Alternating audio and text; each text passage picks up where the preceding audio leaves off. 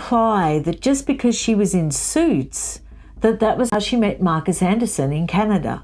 And like I said, we saw Marcus Anderson popping up on her Instagram feed. Now, people have asked me, were they in a relationship? And I looked into that very, very deeply. Everyone's always so fascinated by Meghan. And here's another clip, honestly, just look at her. Wait, let's rewind for a second. Prince Harry truly believed he married the love of his life. But what if, in reality, he was just another name on Meghan's Soho House? Planned from the beginning. She denied being interested in the royal family, which she totally was. I know someone who knows the ex-husband who said she had a vision board with Prince Harry on it. It all began innocently enough, a quiet night in Montecito. A curious husband casually scrolling through old archives. But what Prince Harry discovered that evening would turn his world up. Which proves, and let me use that word again, which proves she was on a manhunt, not just for a famous Brit, not just for a British royal, but for Prince Harry himself. Single photo, harmless at first glance, became the key to a secret he was never supposed to uncover. There she was, Meghan Markle, glowing on a yacht under the Mediterranean sun. But Harry's focus wasn't on her smile. His eyes kept drifting back to one thing, a navy blue canvas bag in the background, stamped in gold letters. Soho sent shock people. And I couldn't see that Marcus Anderson would necessarily meet her.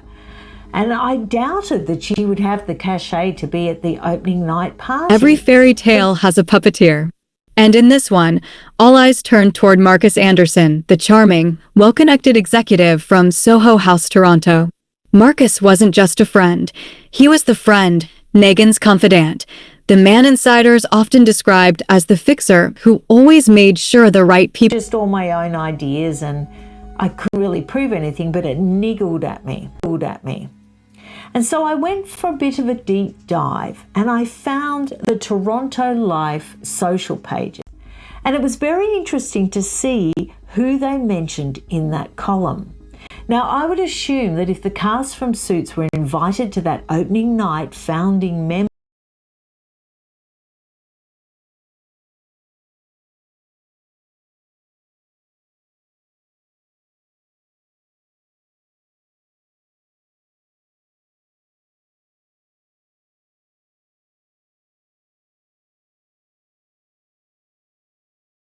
Engelson via an intermediary who has revealed this story. But many believe Meghan wouldn't be where she is today without Marcus Anderson. As one commentator famously put it, fairy tales don't come with receipts. It was Marcus, they say, who quietly opened the golden gates for Meghan, arranging invitations, securing memberships, and pulling the subtle strings that helped lift her from TV actress to extension through Corey. Now, of course, as Suits took off more and became more popular and became more well-known, particularly in Canada, to the public, Marcus seemed like just a loyal guest at their royal wedding.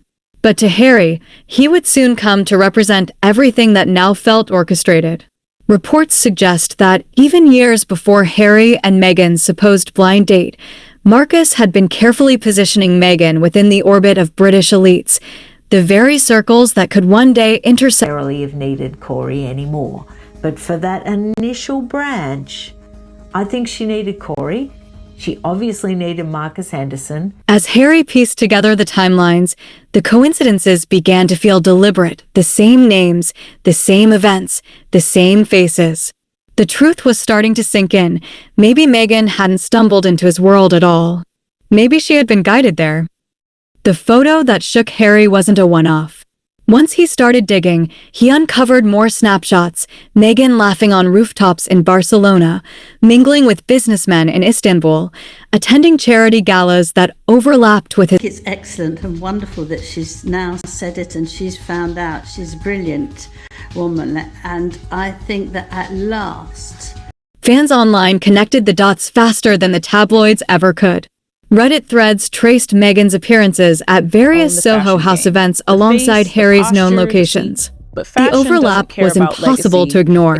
She wasn't just stumbling into his world. One viral post summed it up. She was To the public, Marcus seemed like a loyal guest at their royal wedding. But to Harry, he soon became a symbol of everything that now felt orchestrated. Reports suggest that even years before Harry and Meghan's supposed blind date, Marcus had been positioning Meghan within the orbit of British elites, the very circles that could intersect with royalty. As Harry pieced together the timelines, the coincidences began to feel deliberate, the same names, the same events, the same faces. The truth started to sink in. Maybe Meghan hadn't stumbled into his world at all. Maybe she had been guided there. The photo that shook Harry wasn't a one-off. Once he started digging, he uncovered more snapshots, Meghan laughing on rooftops in Barcelona, mingling with businessmen in Istanbul, attending charity galas that overlapped with his own events. Fans online connected the dots faster than the tabloids ever could. Reddit threads traced Meghan's appearances at various Soho House events alongside Harry's known locations. The overlap was impossible to ignore. She wasn't just stumbling into his world. One viral post summed it up. She was rehearsing for it. It wasn't just speculation. The Toronto opening night of Soho House, the holy grail of exclusivity, was a who's who of global influencers, celebrities, and financiers.